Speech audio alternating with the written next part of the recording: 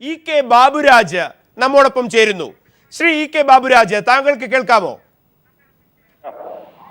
ബാബുരാജ്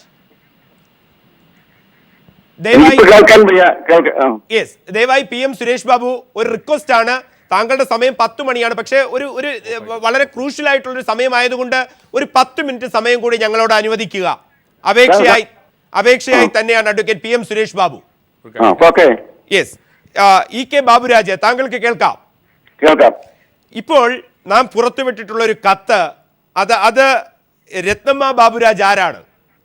രത്നമ്മ ബാബുരാജ് എന്റെ വൈഫാണ്. ഞാൻ ആദ്യമായി പറയാൻ തരുന്ന കാര്യം, ഞാൻ സരിതയുടെ എതിരാളിയാണ്. ഞാൻ ഈ കേസിൽ അറിയണം. ഞാൻ ഇന്നുവരെ മുഖ്യമന്ത്രിയുടെയോ ആരുടെയെങ്കിലും പേരിൽ ഒരു ആരോപണം ഉന്നയിക്കാത്ത വ്യക്തിയാണ് ഞാൻ. ആയിക്കൊള്ളട്ടെ. ദയവായി എന്റെ ചോദ്യം താങ്കൾ ശ്രദ്ധിക്കുക. ബാബുരാജ്, ഈ രത്നമ്മ ബാബുരാജ് താങ്കളുടെ ഭാര്യയാണ്. അതെ. ഈ കത്ത്, അതായത് 10/12/2012 എഴുതിയ കത്തിനെ കുറിച്ച് താങ്കൾക്ക് അറിയാമോ? ആ കത്തിന്റെ ഡ്യൂപ്ലിക്കേറ്റ് കോപ്പി എന്റെ കൈവശമുണ്ട് ഇപ്പോഴും. യെസ്, ആയിക്കൊള്ളട്ടെ. എന്റെ ചോദ്യം ആ കത്ത് എഴുതിയത് ആരാണ്? കത്ത് എഴുതിയത് സരിതയാണ്. അതായത് ഇന്ന് നാം ഒക്കെ ചർച്ച ചെയ്യുന്ന ഈ സോളാർ കേസ് തട്ടിപ്പിലെ മുഖ്യ പ്രതികളിൽ ഒരാളായ സരിത എസ് നായർ, അവർ തന്നെയാണ് എന്റെ വീട്ടിൽ നിന്നാണ് കത്ത് എഴുതിയത്. എന്തിനു വേണ്ടി ഈ കത്ത് എഴുതിയത്? സമയമുണ്ടോ പറയാൻ? യെസ്. ഈ കത്ത് എഴുതിയത് എനിക്ക് വസ്തു വിൽക്കേണ്ട ആവശ്യമുണ്ട് ഉണ്ടായി. അപ്പോൾ ചിലപ്പോൾ അളന്നിരിച്ച് അതിർത്തി തർക്കം ഉണ്ടായ പ്രശ്നം ഉണ്ടായി. ഈ വസ്തു വിറ്റിട്ട് പണം സരിത നായർക്ക്, ബിജു നായർക്ക് കൊടുക്കാൻ വേണ്ടിയാണ് ഞാൻ ഈ വസ്തു വിൽക്കാൻ ആഗ്രഹിച്ചത്. അപ്പം എന്നോട് സരിത പറഞ്ഞു, ബിജു നായർ രാധാകൃഷ്ണൻ പറഞ്ഞു, സരിതയോട് പറഞ്ഞ സരിത ഇത് ശരിപ്പെടുത്തരും. ആദ്യം കാണാൻ സരിത ആഗ്രഹിച്ചത് റവന്യൂ മന്ത്രിയാണ്, അടൂർ പ്രകാശിനെ. പ്രത്യേക സാഹചര്യത്തിൽ, ആ സാഹചര്യം ഞാൻ ഇപ്പൊ പറയുന്നില്ല, സാഹചര്യത്തിൽ വേണ്ടെന്ന് വെച്ചു അവരോട് വന്ന് ഞാൻ എന്റെ വൈഫിന്റെ ഒപ്പിട്ട് കൊടുത്ത കടലാസിലാണ് ഇത് എഴുതിയത്. എന്റെ വൈഫിന്റെ ഒപ്പിട്ട് അനേകം കടലാസ് ഇട്ടിരിപ്പുണ്ട്. ഈ വസ്തു എന്റെ വൈഫിന്റെ പേരിലുള്ളതാണ്. വസ്തു വിൽക്കാനുള്ള എന്ത് ഞങ്ങളുടെ സാമ്പത്തിക കാര്യങ്ങളും വിൽക്കാനോ വാങ്ങാനോ ഒക്കെ ഉള്ള ഒരു പവർ ഓഫ് അറ്റോർണി എന്റെ വൈഫിന് കീഴിൽ തന്നിട്ടുണ്ട്. അതായത് ബാബുരാജ്, ഈ വസ്തു ഒരു നിയമപ്രകാരം സാധാരണഗതിയിൽ, അതായത് മുൻഗണനാ ക്രമം വിട്ട് എനിക്ക് സർവേ നടത്തി കിട്ടണം എന്നൊരു അപേക്ഷ ഉണ്ടായിരുന്നോ? അങ്ങനെയാണെങ്കിൽ മാത്രമേ നിങ്ങൾ ഇക്കാര്യത്തിൽ കൃത്യമായി ഒരു ബെനിഫിഷ്യറി ആവൂ, നിങ്ങൾക്ക് ഈ വസ്തു ഉപകാരപ്പെടൂ. കേൾക്കാൻ കഴിയുന്നില്ല, ഉറക്കെ പറയണം. അതായത് ഈ ക്രമം വിട്ടെന്നുള്ള അപേക്ഷ വരുന്നത് കൊണ്ട് ഇങ്ങനത്തെ രീതിയിൽ പോയാൽ മാത്രമേ ആ വസ്തു നിങ്ങൾക്ക് ഉപയോഗിക്കാൻ കഴിയൂ. സത്യമായിട്ട് അത്രയാണ്. കാരണം ഞാൻ ഈ വസ്തു എഴുതി കൊടുക്കാമെന്ന് കരാർ എഴുതി. ഒരു വർഷം കഴിഞ്ഞു. മനസ്സിലായോ? അവിടെ സരിതയുമായി ബന്ധപ്പെടുമ്പോൾ സരിത നിങ്ങൾക്ക് തന്ന ഉറപ്പെന്താണ് ബാബുരാജ്?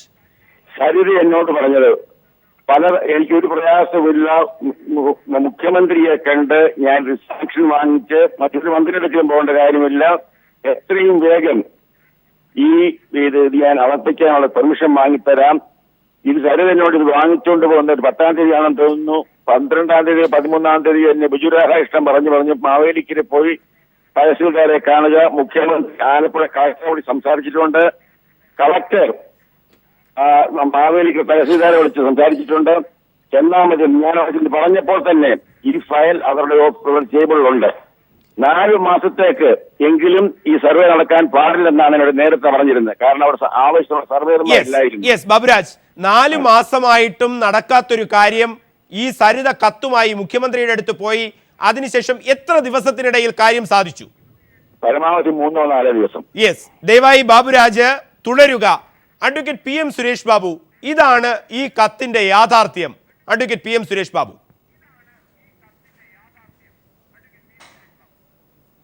അങ്ങനെ ഒരു കത്തില്ല, കത്തല്ല, അതൊരപേക്ഷയാണ്. ആ അപേക്ഷയിൽ ആര് പോയാലും മുഖ്യമന്ത്രി അദ്ദേഹത്തിൻ്റെ ഡിസ്ക്രിഷണറി പവർ ഉപയോഗിച്ച് ഈ കാര്യത്തിൽ ഉടൻ നടപടിയെടുക്കണമെന്ന് രേഖാമൂലം അപേക്ഷയിന്മേൽ തൻ്റെ ഒപ്പും സീലും വെച്ച് കൊടുത്തതാണ് കലക്ടറേറ്റിലേക്ക്. അത് വരാൻ നടന്നതാണ്. ഇനി അതാണ് കുഴപ്പമെങ്കിൽ ആ കുഴപ്പത്തിനെ കുറിച്ച് അന്വേഷിക്കാൻ നമ്മൾ തയ്യാറാണ്. അന്വേഷണം നേരിടാനും തയ്യാറാണ്. ഇങ്ങനെ ഒരു വഴിവിട്ട് മുൻഗണനാ ക്രമം തെറ്റിച്ച് കൊടുത്തത് ആണ് കുറ്റമായി ശ്രീ പ്രദീപ് കാണുന്നതെങ്കിൽ അതിനെക്കുറിച്ച് അന്വേഷിക്കാം. അതല്ലാതെ ഈ ഒരു കത്തിനകത്തുള്ള ഹാൻഡ് റൈറ്റിംഗ് ആരതാ, കയ്യക്ഷരമാരുടേതാണ് എന്ന് പരിശോധിച്ച് അത് സരിതയുടേതാണ് എന്ന് പറഞ്ഞ് ആ സരിതയുമായി മുഖ്യമന്ത്രിക്ക് ബന്ധമുണ്ടെന്ന് ആക്ഷേപിക്കുന്നത്, താങ്കൾ ഈ പറയുന്ന കാര്യങ്ങളൊക്കെ രാഷ്ട്രീയമായ ഒരു ചർച്ചയ്ക്ക് ആവശ്യമാണ് എന്ന് ഞാൻ അംഗീകരിക്കുന്നു. പക്ഷെ നിയമപരമായി താങ്കൾക്ക് ഇതിൽ നിലനിൽക്കാൻ കഴിയില്ല, അതിൽ നിലനിൽപ്പുമില്ല. അത്രക്ക് അസാംഗത്യമുള്ള ഒരു വാദഗതിയാണ് ഉന്നയിക്കുന്നത്. മറ്റൊന്നും എനിക്ക് ആ കാര്യത്തെക്കുറിച്ച് പറയാനില്ല. യെസ്, ദയവായി തുടരുക. അല്പസമയം കൂടി അനുവാദത്തോടെയാണ് PM സുരേഷ് ബാബു. SRS അതുതന്നെയാണോ അതിൻ്റെ വസ്തുത? ഒന്നും ചെയ്യാൻ കഴിയാത്ത സാഹചര്യങ്ങൾ നിലനിൽക്കുന്നു. ഇതൊന്നും ഒരു കാര്യവുമില്ല. ഇതൊന്നുമല്ല ഇതിൻ്റെ പ്രധാന പ്രശ്നം. മുഖ്യമന്ത്രിയും ഈ സോളാർ തട്ടിപ്പ് കേസിലെ ബിജു രാധാകൃഷ്ണനും അതുപോലെ തന്നെ സരിതയും ഇവരൊക്കെ തമ്മിലുള്ള ബന്ധം എന്തായിരുന്നു എന്നുള്ളതാണ് പ്രധാന പ്രശ്നം. അതാണ് ഇവിടെ ഉയർന്നു വന്നത്. അത് ഉയർന്നു വന്നപ്പോൾ മുഖ്യമന്ത്രി പറഞ്ഞ എന്താ, ഞാൻ ഈ സ്ത്രീയെ അറിയില്ല എന്ന് പറഞ്ഞു. അതുപോലെ തന്നെ വേറൊരു കളവ് പറഞ്ഞു, ബിജു രാധാകൃഷ്ണനെ കണ്ടിട്ടില്ല. അപ്പം മുറിയിൽ അടച്ചിരുന്ന് വർത്തമാനം പറഞ്ഞ കാര്യം സംബന്ധിച്ചുള്ള തെളിവുകൾ ഫ്ലോറിൽ ഒരിക്കലും പറഞ്ഞിട്ടില്ല സർ. എറണാകുളം ഗസ്റ്റ് ഹൗസ് വെച്ച് കണ്ടിട്ടുണ്ടെന്നും മുറി അടച്ചിട്ടുണ്ടെന്നും പറഞ്ഞെന്നും സംസാരിച്ചെന്താണെന്ന് പറയില്ലെന്നുമുള്ള സംസാരം അദ്ദേഹം പറഞ്ഞത്. അതെ, അത് സമ്മതിച്ചു. പിന്നെ അല്ല, അപ്പൊ ബിജു എത്രയോ കാലം മുമ്പ് സമ്മതിച്ചതാ. അല്ല, എത്രയോ കൊല്ലമൊന്നുമല്ല നിയമസഭയ്ക്ക് കാലം മുമ്പ് സമ്മതിച്ചതാണെന്ന് കണ്ടിട്ടുണ്ടെന്ന്. അല്ല, അത് വന്നത് ഇങ്ങനെയുള്ള ചില കാര്യങ്ങൾ വെളിയിൽ വന്നു കഴിഞ്ഞപ്പോൾ എനിക്ക് യാതൊരു ബന്ധവുമില്ല എന്നുള്ള രീതിയിൽ മുന്നോട്ട് പോയപ്പോഴാണ് ഈ പ്രശ്നങ്ങളൊക്കെ വന്നത്. അല്ലെങ്കിൽ ഒരു കാര്യമില്ല. മുഖ്യമന്ത്രി ബിജു രാധാകൃഷ്ണനെ എറണാകുളം ഗസ്റ്റ് എന്നിട്ട് അത് എന്താണ് സംസാരിച്ചത് പുറത്ത് പറയാത്തത് എന്റെ മാന്യത കൊണ്ടാണെന്ന് അവിടെയാണ് അദ്ദേഹത്തിന് നമ്മൾ നമിക്കേണ്ടത്. ഇതുവരെ അതൊരു പേഴ്സണൽ ടോക്ക്, പേഴ്സണൽ ടോക്കൊന്നും അല്ല. ഇത്രയും നേരം ഒരു ക്രിമിനലുമായിട്ട് ഇവര് പറയുന്ന കൊലപാതകയായിട്ടേ ഏതാ ഇയാള് എന്നാ കൊലപാതകം ചെയ്തത്? കഴിഞ്ഞ LDF ഗവൺമെന്റിന്റെ കാലത്ത് കൊലപാതകം നടത്തിയിട്ട് എന്തെങ്കിലും ഐക്യതരം നിയമം എടുക്കാത്ത നിങ്ങളൊന്നും നിങ്ങൾക്ക് അറിഞ്ഞൂടെ അത് കൊലപാതകമായിരുന്നു? എന്തെങ്കിലും കോടിയേരി ബാലകൃഷ്ണൻ ആഭ്യന്തരമന്ത്രിയായിരുന്ന കാലത്ത് ഈ സർക്കാർ വന്നതിന് ശേഷം നടപടി അതൊന്നും പ്രധാന പ്രശ്നമൊന്നുമല്ല. സരിതയുമായി എനിക്കൊരു ബന്ധം. ഇതെന്താ പ്രശ്നം? കൊലപാതകം പ്രശ്നമല്ല, കൊലപാതകം പ്രശ്നമാണ്. അതിനയാളെ ശിക്ഷിച്ചത് ഈ സർക്കാർ വന്നതിന് ശേഷം കേസെടുത്തത് ഈ സർക്കാർ. അങ്ങനെ പറയരുത്, അങ്ങനെ അരോചകമായിട്ട് പറയല്ല. കേൾക്കുന്നത് അരോചകമല്ല പറയുന്നത്. സരിതയെ ജയിലിൽ പിടിച്ചിട്ടത് ഇടതുപക്ഷ ഗവൺമെന്റിന്റെ കാലത്ത് തന്നെയാണ്. അതൊന്നും അല്ലാന്ന് ഇവർ പറയില്ലല്ലോ. അവിടെ പ്രസവിച്ചതും ഇടതുപക്ഷ ഗവൺമെന്റിന്റെ കാലത്ത് ജയിലിൽ. ഇതൊന്നും അല്ല ഇവിടെ പ്രശ്നം. ഇവിടെ പ്രശ്നം ഈ തട്ടിപ്പുകാരിയുമായിട്ട് നിങ്ങളുടെ മുഖ്യമന്ത്രിക്ക് എന്താ ബന്ധം? ഈ ബിജു രാധാകൃഷ്ണനെ ജയിലിൽ കൊലക്കേസിൽ സഹായിച്ചത് നിങ്ങളുടെ കൊട്ടാരക്കര MLA ഐഷ പോറ്റിയാണെന്ന് അതിനകത്ത് മൊഴി പറഞ്ഞിട്ടുണ്ടല്ലോ. അവരെ പിടിക്കുന്നു. ഞാനതൊന്നുമല്ല. മുഖ്യമന്ത്രി പറയാ എനിക്ക് ഇവരുമായിട്ട് യാതൊരു ബന്ധവുമില്ല. ഇതൊരു വലിയ പ്രോജക്റ്റ് ആയിരുന്നു പ്രദീപേ. അത് ആ വലിയ പ്രോജക്റ്റാണെന്ന് മനസ്സിലായപ്പോൾ മുഖ്യമന്ത്രിക്ക് അതിനകത്ത് വെപ്രാളം. അതിനകത്ത് എങ്ങനെയെങ്കിലും പങ്കാളിയാവണം. അതിന് അവരുമായിട്ട് വേണ്ടാത്ത അവിഹിത ബന്ധങ്ങൾ, അവിഹിത ബന്ധം പറഞ്ഞാൽ ഈ തരത്തിലുള്ള കച്ചവടം നടത്താൻ പോയതിന്റെ അപകടമാണ് ഈ ഉണ്ടായിരിക്കുന്നത്. KVS ഹരിദാസ്, താങ്കൾക്ക് കേൾക്കാമോ? KVS കേൾക്കാം, പറഞ്ഞോളൂ. Yes, PM Suresh Babu, PM Suresh Babu ഇവിടെ ഉണ്ട്. നാം ഏറ്റവും പ്രധാനപ്പെട്ട ഒരു വസ്തുതയിലേക്കാണ് ഇനി ഒരു 10 മിനിറ്റാണ് നമുക്ക് ഈ ചർച്ചയിലുള്ളത്. ആ 10 മിനിറ്റിലേക്ക് ഫോക്കസ് ചെയ്യുന്നത് സോളാർ കമ്മീഷനിലടക്കം മുഖ്യമന്ത്രി പറഞ്ഞിട്ടുള്ളത് 3 പ്രാവശ്യം സരിതയെ കണ്ടിട്ടുണ്ടാകാം. സംസ്ഥാനത്തിന്റെ മുഖ്യമന്ത്രി പറയുന്നു.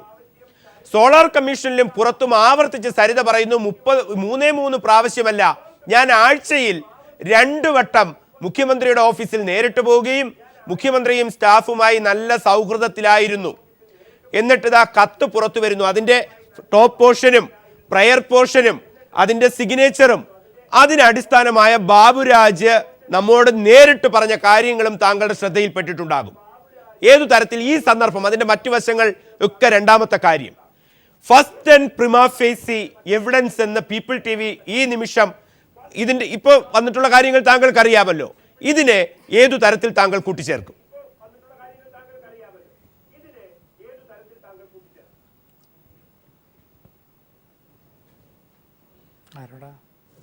Advocate KVS എന്നോടാണോ? പ്രദീപേ, പ്രദീപേ, ഇപ്പോൾ ഇതിൽ ഈ വന്ന കത്തിൻ്റെ പ്രാധാന്യം ഞാൻ കാണുന്നത് ഉമ്മൻചാണ്ടിയുടെ പ്രസ്താവനയ്ക്കുള്ള ഒരു മറുപടി എന്ന നിലയിലാണ്. അതിനപ്പുറത്തേക്ക് അതിൻ്റെ എവിഡൻറ്ററി വാല്യൂ ഒന്നും നമ്മൾ നോക്കേണ്ട കാര്യമില്ല. ശരിക്കും പറഞ്ഞാൽ ഉമ്മൻചാണ്ടി പറഞ്ഞിരുന്നു, സരിതയെ കണ്ടിട്ടുള്ളൂ, വളരെ ചുരുക്കിയേ കണ്ടിട്ടുള്ളൂ, ഞങ്ങൾ തമ്മിൽ അതിൽ കൂടുതൽ ബന്ധങ്ങളൊന്നുമില്ല. അത് കൗണ്ടർ ചെയ്യാൻ വേണ്ടിയിട്ട് സരിത കൊണ്ടുവന്നിട്ടുള്ള ആദ്യത്തെ തെളിവാണ്, തുടക്കം മാത്രമാണിതെന്ന് തന്നെയാണ് നമ്മളൊക്കെ വിശ്വസിക്കേണ്ടത്. കാരണം അവരാദ്യമേ പറഞ്ഞു, ഞാൻ അവരെ ആ ഓഫീസിൽ പോകാറുണ്ട്, ദൈനംദിനം ബന്ധപ്പെടാറുണ്ടായിരുന്നു, ആ ഓഫീസുമായിട്ട് എനിക്ക് നല്ല അടുപ്പമുണ്ട്, മുഖ്യമന്ത്രിയുമായിട്ട് നല്ല അടുപ്പമുണ്ട് എന്ന് പറയുന്നതിന് തെളിയിക്കാൻ വേണ്ടിയിട്ട് സരിത മുന്നോട്ട് വച്ച ഒരു തുണ്ട് കടലാസ് മാത്രമാണിത്. അത്രയും നമ്മളിതിനെ കണ്ടാൽ മതി. കാരണം ഇനി വരാനുള്ള തെളിവുകളുടെ തുടക്കം മാത്രമാണ്, ഒരു വലിയ ചങ്ങലയുടെ തുടക്കം മാത്രമായിരിക്കും ഇതെന്നാണ് ഞാൻ പ്രതീക്ഷിക്കുന്നത്. കാരണം ഇതിലിപ്പോൾ അവരെഴുതിയ കത്ത് തന്നെയാണെന്ന് എല്ലാവരും സമ്മതിക്കുന്നുണ്ട്. അവരെഴുതിയ കത്ത് നേരിട്ട് ചെന്ന് മുഖ്യമന്ത്രിയെ കണ്ട് അവരുടെ അടുത്ത് മുഖ്യമന്ത്രിയിൽ നിന്ന് അതിൽ ഉത്തരവ് മേടിക്കാനുള്ള സ്വാധീനം തനിക്കുണ്ടായിരുന്നു എന്നാണ് സരിത ഇതിലൂടെ കാണിച്ചു തരുന്നത്. അത്രയും മാത്രം നമ്മളിതിനെ കണ്ടാൽ മതി. ഇപ്പോൾ സുരേഷ് ബാബു പറഞ്ഞത് ശരിയായിരിക്കും. കാരണം അതിനേക്കാൾ കൂടുതൽ ഒരു കോടതിയുടെ മുമ്പിൽ അതിന് തെളിവൊന്നും ഉണ്ടാവണമെന്നില്ല. പക്ഷേ നമ്മളിവിടെ തെളിയിക്കേണ്ട കാര്യം, നമ്മളിവിടെ കാണുന്നത് അതിൻ്റെ പ്രാധാന്യം ഈ സരിതയും ഉമ്മൻചാണ്ടിയുടെ ഓഫീസും തമ്മിലുള്ള ബന്ധത്തിനുള്ള സാക്ഷിപത്രമായിട്ട് ഇതിനെ കണ്ടാൽ മതി. അതൊരു പ്രധാനപ്പെട്ട തുടക്കം തന്നെയാണ്, പ്രധാനപ്പെട്ട സൂചന തന്നെയാണ്. Yes, advocate PM Suresh Babu, അത്തരത്തിലാണ് വിലയിരുത്തൽ. അതിൻ്റെ നിയമപരമായ സാങ്കേതികത്വത്തിന് അപ്പുറത്തേക്ക് മുഖ്യമന്ത്രിയുടെ ഓഫീസുമായി കേരളം കണ്ട ഏറ്റവും വലിയ തട്ടിപ്പുകാരി, ഞാൻ അങ്ങനെ തന്നെ പറയുകയാണ്, കേരളം കണ്ട ഏറ്റവും വലിയ തട്ടിപ്പുകാരി, കോടികളുടെ മെഗാ പ്രോജക്റ്റ് വ്യവസായികളെ മുഖ്യമന്ത്രിയുടെ പേരും മുഖ്യമന്ത്രിയുടെ സ്വാധീനവും ചൂണ്ടിക്കാണിച്ച് വഞ്ചിച്ചവൾ സരിത. ആ സരിത തൻ്റെ റിലേഷൻഷിപ്പ് വ്യക്തമാക്കാൻ തെളിവുകൾ ഇങ്ങനെ പുറത്തുവിട്ടുകൊണ്ടിരിക്കുകയാണ്. KVS അതിൻ്റെ പ്രാധാന്യം അതിന് ആ തരത്തിലാണ് കാണുന്നത്. Advocate PM Suresh Babu.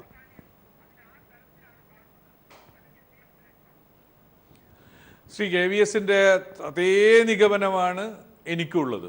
അതേ നിഗമനം, അതിനകത്തൊരു പുള്ളി വ്യത്യാസമില്ല. ശ്രീമതി സരിത തനിക്ക് മുഖ്യമന്ത്രിയുമായി അടുത്ത ബന്ധമുണ്ടെന്ന് സ്ഥാപിക്കുന്നതിന് വേണ്ടി തൊടുത്തുവിടുന്ന ചില കത്തുകളും കടലാസുകളുമാണ് ഇതൊക്കെ. അതൊക്കെ ശരിയാണ്, അതാണ് ഏറ്റവും വലുത് എന്ന് ഉറക്കെ പറയുന്ന പ്രദീപിനോടാണ് ഞങ്ങൾക്ക് അപേക്ഷയുള്ളത്. ഇതൊന്നും അതൊരു ഗൗരവമുള്ളൊരു വിഷയമല്ല. പൊതുസമൂഹത്തിൻ്റെ ഇടയിൽ നിങ്ങൾ എത്ര സമയം കൂടുതൽ ചർച്ച ചെയ്താലും അത് വിലപ്പോവുകയില്ല എന്നതാണ് ഞാൻ വിചാരിക്കുന്നത്. യെസ്, അഡ്വക്കേറ്റ് രാജേന്ദ്രൻ, KVSൽ നിന്ന് അഡ്വക്കേറ്റ് രാജേന്ദ്രനിലേക്ക് ഒരു കാര്യം. യെസ്, KVS പറഞ്ഞോളൂ. ഇവിടെ അല്ല, KVS പറയട്ടെ. സുരേഷ് ബാബുവിനോട് ഒരു കാര്യം സൂചിപ്പിക്കാനുള്ളത്, ഒരു കാര്യം സുരേഷ് ബാബു, സരിത ഇന്ന് കമ്മീഷൻ ഓഫ് എൻക്വയറിയുടെ തെളിവെടുത്ത് മൊഴി നൽകിയതിന് ശേഷം പുറത്ത് വന്നിട്ട് നൽകിയ ചില പരാമർശങ്ങളുണ്ട്, അവർ നടത്തിയ ചില പരാമർശങ്ങളുണ്ട്. ഒരു പരസ്യമായിട്ടുള്ള വെല്ലുവിളിയായിരുന്നു. ശ്രദ്ധിച്ചിട്ടുണ്ടാവും സുരേഷ് ബാബുവിനെ പോലുള്ള രാഷ്ട്രീയക്കാർക്ക് ശ്രദ്ധിക്കാതെ പറ്റില്ല അത്. അവർ പറഞ്ഞ ചില കാര്യങ്ങളുണ്ട്. ഇനിയും എൻ്റെ കയ്യിൽ എവിഡൻസ് ഉണ്ട്, എൻ്റെ കയ്യിൽ തെളിവുണ്ട്, ഫോട്ടോ ഉണ്ട്, എന്താ പറയുക, ഡിജിറ്റൽ ആൻഡ്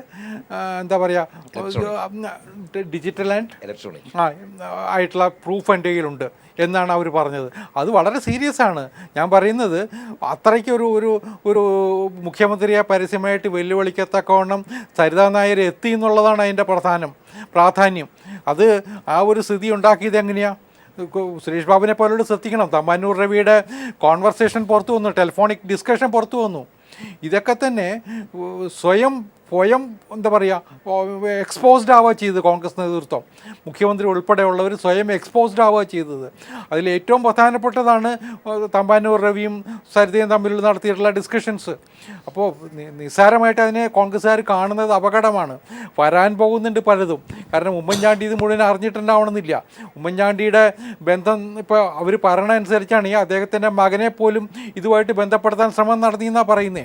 അതൊക്കെ അവർ കമ്മീഷന് മുമ്പിൽ മാത്രമല്ല, മാത്രമല്ല പുറത്തിറങ്ങിയിട്ട് പരസ്യമായിട്ട് TV ചാനലിൻ്റെ മുമ്പിലും പറഞ്ഞിട്ടുണ്ട്. അങ്ങനെയൊക്കെ ഒരു ആക്ഷേപം ഉണ്ടെങ്കിൽ സ്വാഭാവികമായിട്ടും അത് തെറ്റാണെങ്കിൽ ഇന്നെങ്കിലും പറയണ്ടേ, വൈകുന്നേരം രാത്രി ആവുന്നതിന് മുമ്പ് പറയണ്ടേ, I will file A suit against I will send A notice എന്നെങ്കിലും പറയണ്ടേ. അതൊന്നും കോൺഗ്രസ് നേതൃത്വത്തിൻ്റെ ഭാഗത്തു നിന്ന് ഇതുവരെ വന്നിട്ടില്ല. KPCC പ്രസിഡന്റ് പറഞ്ഞിട്ടില്ല, മുഖ്യമന്ത്രി പറഞ്ഞിട്ടില്ല, മന്ത്രിസഭയ്ക്ക് വേണ്ടിയിട്ട് ആരെങ്കിലും പറയണ്ടേ. ഇതൊന്നും ഉണ്ടായിട്ടില്ല. ഞാൻ പറഞ്ഞു വരുന്നത് ഇത് വളരെ വളരെ ജനങ്ങളുടെ മുമ്പിൽ വളരെ സസ്പീഷ്യസ് ആയിട്ടുള്ള ഒരു അന്തരീക്ഷം ഉണ്ടാക്കിയിട്ടുണ്ട്. അത് ആര് സുരേഷ് ബാബുവിനെ പോലുള്ള കറകളഞ്ഞ നല്ല കോൺഗ്രസ്സുകാർ വന്ന് പറഞ്ഞാലും അതൊന്നും പെട്ടെന്ന് മാറില്ല. ആ നിലയിലുള്ള അന്തരീക്ഷം മാറിക്കഴിഞ്ഞു. വളരെ സീരിയസ് ആയിട്ടുള്ള situation. Yes, advocate PM Suresh Babu, ആ സീരിയസ് സിറ്റുവേഷൻ ഇങ്ങനെ നിലനിൽക്കുമ്പോഴും നിയമവ്യവസ്ഥയെക്കുറിച്ച് KVS മുന്നോട്ട് വയ്ക്കുന്ന ആശങ്കകൾ അത് ജനാധിപത്യത്തിൻ്റെ ആശങ്കകളാണെങ്കിൽ ദയവായി താങ്കൾ അതിന് പ്രതികരിക്കേണ്ടി വരും. അതിൻ്റെ ബാധ്യതയും ഒരു രാഷ്ട്രീയ പ്രവർത്തകനുണ്ട്. താങ്കളുടെ പ്രതികരണത്തിലേക്ക് വരുന്നതിന് മുമ്പ് സരിത ഇപ്പോൾ പീപ്പിൾ TV പുറത്തുവിട്ടിട്ടുള്ള ഈ വിഷയവുമായി ബന്ധപ്പെട്ട് പരാമർശങ്ങൾ നടത്തിയിരുന്നു. സരിതയുടെ വാക്കുകളിലേക്ക്.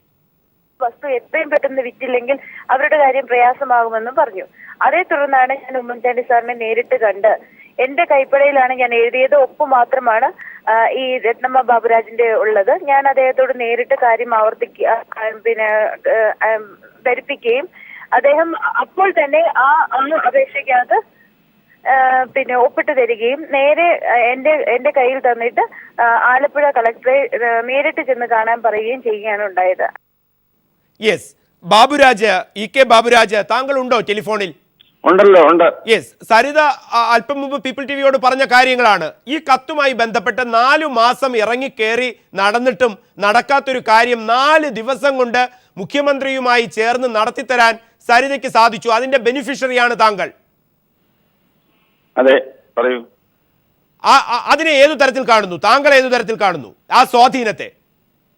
സരിതയ്ക്ക് മുഖ്യമന്ത്രിയുമായിട്ടുള്ള അടുപ്പവും സ്വാധീനവും വളരെ ശക്തമാണ്. ഈ കാര്യം കൊണ്ട് മാത്രമല്ല, സരിതയുടെ ഡ്രൈവർമാർ തന്നെ തരുന്ന തെളിവുകളുണ്ട്. അത് കേൾക്കാൻ എനിക്ക്. യെസ്, പറയൂ, എന്താണ് ആ തെളിവുകൾ? തെളിവ് ഒന്നാമത്, സരിതയിൽ ഡ്രൈവറുണ്ട്, പന്തളത്തുകാരൻ സ്വാമി എന്ന് പറയുന്ന ഡ്രൈവർ. സരിതയ്ക്ക് ഏത് സമയത്തും മുഖ്യമന്ത്രിയുടെ ഓഫീസിൽ കയറി ചെല്ലാമായിരുന്നു, അങ്ങനെ പലതവണ പോയിട്ടുണ്ട് എന്ന് സരിതയുടെ ഡ്രൈവർ എന്നോട് പറഞ്ഞിട്ടുണ്ട്. അതായത് ബാബുരാജ്, സരിതയ്ക്ക് മാത്രമല്ല സരിതയുടെ സ്ഥിരം ഡ്രൈവർമാർക്കും മുഖ്യമന്ത്രിയുടെ ഓഫീസുമായി അടുത്ത ബന്ധം ഉണ്ട്. സരിതയും കൊണ്ട് പോകുന്നത് പന്തളത്തുകാരുടെ ഡ്രൈവർ ആയിരുന്നല്ലോ പലപ്പോഴും അദ്ദേഹം പറഞ്ഞിട്ടുണ്ട്, കുറെ കാലത്തേക്ക് ഉണ്ടായിരുന്നത്. പിന്നെ വ്യക്തിപരമായ സംഭാഷണത്തിൽ ഞാനും സരിതയുമായിട്ടുള്ള സംഭാഷണം 1-2 ദിവസങ്ങളല്ല, അനേക ദിവസങ്ങൾ സംസാരിച്ചിട്ടുണ്ട്. പല കാര്യങ്ങളും പറഞ്ഞ കൂട്ടത്തിൽ മുഖ്യമന്ത്രി, മന്ത്രി ആര്യാടൻ, ഇങ്ങനെയുള്ള എല്ലാ മന്ത്രിമാരും സരിതയ്ക്കുള്ള ബന്ധത്തെക്കുറിച്ച് എന്നോട് പറയുകയും മനോരമ TVയിൽ 2 വർഷം മുൻപ് ഞാൻ ഇത് പറയുകയും. അതായത് ബാബുരാജ്, മുഖ്യമന്ത്രിയുമായി മാത്രമല്ല മന്ത്രിസഭയിലുള്ള ആര്യാടൻ മുഹമ്മദ് അടക്കമുള്ള നേതാക്കളുമായും മന്ത്രിമാരുമായും ഒക്കെ സരിതയ്ക്ക് വളരെ സുദൃഢമായ ബന്ധമുണ്ടെന്ന് താങ്കൾക്ക് ഉറപ്പുണ്ട്? എന്നോട് സരിത പറഞ്ഞിട്ടുണ്ട്, മനസ്സിലായില്ലേ? അതിന്റെ ഒരു നിസ്സാരമായ അതിന്റെ ഏറ്റവും വലിയ ബെനിഫിഷ്യറിയാണ് ഈ കത്തിലൂടെ താങ്കൾക്ക് സ്വന്തമായതും വലിയൊരു നേട്ടം. ആ സ്വാധീനം ഉപയോഗിച്ച് താങ്കൾക്ക് എല്ലാവരും മനസ്സിലാക്കൊണ്ടിരിക്കുക കാര്യമുണ്ട് ഇതിനകത്ത്. കാര്യം ഇതാണ്, ഞാൻ ഈ സരിതയും ബിജു രാധാകൃഷ്ണനെയും വിശ്വസിച്ച്, കേൾക്കാമോ? പറയൂ. ഞാൻ ഈ സരിതയും ബിജു രാധാകൃഷ്ണനെയും വിശ്വസിച്ച് ഇത്രയും വലിയ തുക എങ്ങനെ കൊടുത്തു നിങ്ങൾ ചോദിക്കും, മനസ്സിലായോ? ഈ മുഖ്യമന്ത്രിയുടെ ഇൻവോൾവ്മെന്റ് ഉണ്ടെന്നൊക്കെ എന്നെ വിശ്വസിപ്പിക്കാൻ കാര്യമായ ഒരു ഇതാണ്. ഞാൻ എഴുത്തെഴുതി കൊടുത്തു, 2 ദിവസത്തിനകം അത് മുഖ്യമന്ത്രിയുടെ ഒപ്പിട്ട കളക്ടറേറ്റിൽ വരുന്നു. ഞാനത് കൊണ്ടുപോയിട്ടില്ല, ഒരിക്കലും മുഖ്യമന്ത്രി ഞാൻ സംസാരിച്ചിട്ടില്ല, വേറെ ഒരാൾ മുഖാന്തരം ഞാൻ കൊടുത്തയച്ചിട്ടില്ല. തന്നെയുമല്ല, ഇത് മെയിലിൽ അയച്ചാൽ എത്ര ആഴ്ച കൊണ്ട് ഇത് മുഖ്യമന്ത്രിയുടെ ഓഫീസിൽ ചെല്ലും, അതിനെന്തെങ്കിലും ആക്ഷൻ ഉണ്ടാകുമോ? അപ്പൊ സരിത തന്നെയാണ് എടുത്ത് കൊണ്ടുപോയതും, സരിത തന്നെയാണ് അവിടെ കളക്ടറേറ്റിൽ കൊടുത്തതും.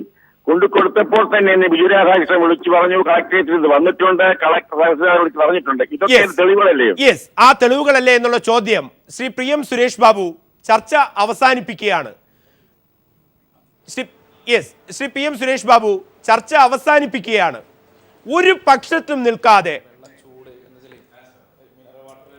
അല്പസമയം കൂടി താങ്കൾ ഉണ്ട് എന്ന പ്രതീക്ഷയിലാണ് ഞാൻ ആ ചോദ്യം ചോദിച്ചത്. പക്ഷേ താങ്കൾക്ക് താങ്കളുടേതായ തിരക്കുണ്ടായിരിക്കും അഡ്വക്കേറ്റ് PM സുരേഷ് ബാബു. ആ ബഹുമാനത്തോടു കൂടി അജിത് കുമാർ, താങ്കൾ എത്ര ന്യായീകരിച്ചാലും, PM സുരേഷ് ബാബു കട്ടായി, എത്ര ന്യായീകരിച്ചാലും ഈ വാക്കുകൾ ഒരു മാധ്യമത്തിൽ കൂടെ ഇങ്ങനെ പുറത്തു വരുമ്പോഴും അതിനെ മാധ്യമപ്രവർത്തകൻ എന്ന നിലയിൽ അവതാരകനായ എന്നെ കുറ്റപ്പെടുത്തുമ്പോഴും അതിനപ്പുറത്തേക്ക് സരിത പറഞ്ഞ കാര്യം, ഈ കാണിക്കുന്ന എവിഡൻസ്, അതിൻ്റെ ബെനിഫിഷ്യറിയായ ബാബുരാജ്, ഇതൊക്കെ ഇങ്ങനെ പച്ചയ്ക്ക് സംസാരിക്കുമ്പോൾ എന്താണ് പറയേണ്ടത് ശ്രീ അജിത് കുമാർ? ഞാൻ ശ്രീ PM സുരേഷ് ബാബുവും ശ്രീ പ്രദീപിനെ കുറ്റപ്പെടുത്തതായിട്ട് എനിക്ക് തോന്നുന്നില്ല. പക്ഷേ ഒരു ആങ്കർ എന്നുള്ള രീതിയിൽ കുറച്ചുകൂടി ഒരു എന്താ പറയുക, ഒരു നിഷ്പക്ഷ നിലപാടെടുക്കണം എന്നുള്ളൊരു നിർദ്ദേശം അദ്ദേഹം പറഞ്ഞേ ഉള്ളൂ. ഞാൻ ഒരിക്കലും താങ്കളെ ഇത് പറഞ്ഞില്ല. ശ്രീ സുരേഷ് ബാബുവും ആ ലിമിറ്റ് വരെ ഉള്ളിൽ നിന്നിട്ടാണ് പറഞ്ഞത്. ഇപ്പോൾ ഈ ശ്രീ ബാബുരാജിൻ്റെ സംഭാഷണം കേട്ടു, അതിനു മുമ്പ് ശ്രീമതി സരിതയുടെ അതും കേട്ടു, അത് റീപ്ലൈ ചെയ്തതും കേട്ടു. അപ്പോൾ ഇതിനകത്ത് അവർ ചെയ്തിരിക്കുന്ന വളരെ എന്താ പറയുക, വെൽ പ്ലാൻഡ് ആയിട്ടുള്ള, വളരെ സ്ട്രാറ്റജിക് ആയിട്ടുള്ള ഒരു മൂവാണ് അവർ നടത്തിക്കൊണ്ട് വന്നിരുന്നത്. പെട്ടെന്ന് ഞാൻ പറഞ്ഞു തീർക്കാം. അപ്പോൾ അതിൽ അവരുടെ വിശ്വാസ്യത സ്ഥാപിക്കാൻ വേണ്ടി കക്ഷികൾ, ക്ലയൻസിൻ്റെ മുന്നിൽ അവരുടെ ബന്ധങ്ങൾ സ്ഥാപിക്കാൻ വേണ്ടി, അല്ലെങ്കിൽ അവരുടെ സ്വാധീനം എത്രത്തോളം ഉണ്ടെന്ന് അവരെ കൺവിൻസ് ചെയ്യാൻ വേണ്ടി ചെയ്ത ഒരു ഹീനതന്ത്രത്തിന്റെ ഭാഗം തന്നെയാണത്. അത് തർക്കമില്ല. ഓക്കെ, ഒറ്റ മിനിറ്റ് സാറസ്. അദ്ദേഹം അതിനെ കാണുന്നത് സ്വാധീനം ചെലുത്താനുള്ള ഹീനതന്ത്രങ്ങൾ. ആ ഹീനതന്ത്രങ്ങൾ ആണോ ഈ ഒപ്പിലും മുഖ്യമന്ത്രിയുടെ ശുപാർശയിലും 4 ആഴ്ച കൊണ്ട് നടക്കാത്തത്, 4 മാസം കൊണ്ട് നടക്കാത്തത്? അവർ തട്ടിപ്പുകാരായിരുന്നു, അവർ അതിനുവേണ്ടി മാത്രം വന്നതാണ്. അതൊരു തട്ടിപ്പുകാരാണെന്ന് ഈ മുഖ്യമന്ത്രിയോട് ഇവരെ ആഫീസിൽ കയറി വന്ന കാലത്ത് ഒരു വനിതാ പോലീസ് ഉദ്യോഗസ്ഥ പറഞ്ഞു, അവരുടെ സ്റ്റാഫിനോട് പറഞ്ഞു. അവർ അങ്ങനെയുള്ള ആളുകളെ ഇവർ എന്തിന് എന്റർടൈൻ ചെയ്തു? അതിനാണ് ഇവർ ഈ രാജ്യത്തിലെ ജനങ്ങളോട് മറുപടി പറയുന്നത്. തർക്കിക്കാനല്ല. തർക്കമില്ല. ഞാൻ പറഞ്ഞു വന്നേ, ശ്രീ രാജേന്ദ്രൻ അവിടെ ഉണ്ടെങ്കിൽ, അഡ്വക്കേറ്റ് രാജേന്ദ്രൻ അവിടെ ഉണ്ടെങ്കിൽ അദ്ദേഹം പറഞ്ഞൊരു കാര്യമാണ്. നമ്മുടെ പ്രധാന ചർച്ച വിധിന്യായത്തെ കുറിച്ചാണ്. അദ്ദേഹം പറഞ്ഞു, ഇന്ന് ഹൈക്കോടതി അൺഹോളി എന്താ പറയാ, പിന്നെ ജുഡീഷ്യൽ പ്രൊപ്പറേറ്റി പാലിച്ചോ, അൺഡ്യൂ ഹേസ്റ്റ് ഇന്നലെ തൃശ്ശൂർ കോടതി അതിനല്ലേ ചെയ്തത്, അൺഡ്യൂ ഹേസ്റ്റ്. ആ കോടതിയുടെ സാങ്കേതികത്വങ്ങൾ നിലനിൽക്കുമ്പോഴും ഈ ചർച്ച ഇവിടെ അവസാനിക്കുമ്പോൾ ഇത് കാണുന്ന പ്രേക്ഷകർക്ക് മുന്നിൽ അവതരിപ്പിക്കാനുള്ളത്, സരിത മുന്നോട്ട് വരുന്നു, 4 മാസം കൊണ്ട് ഒരു കക്ഷി തൻ്റെ നേട്ടങ്ങൾക്ക് വേണ്ടി നടന്നിട്ട് ഒരിടത്തും എത്താത്ത കാര്യം 4 ദിവസം കൊണ്ട് മുഖ്യമന്ത്രിയുടെ ഒപ്പ് വാങ്ങി ഞാൻ നടത്തിക്കൊടുത്തു, ഇതിലെഴുതിയിരിക്കുന്ന അക്ഷരങ്ങൾ മുഴുവൻ എൻ്റേതാണ്, അല്ല എന്ന് തെളിയിക്കാൻ നിങ്ങൾക്ക് സാധിക്കുമോ? മുഖ്യമന്ത്രിയുമായി എനിക്ക് ഇത്തരത്തിൽ അടുത്ത ബന്ധമാണുള്ളതെന്ന് സരിത പറയുന്നു. ബെനിഫിഷ്യറിയായ EK ബാബുരാജും പറയുന്നു, നടന്നു കാല് തേഞ്ഞു, നടന്നില്ല.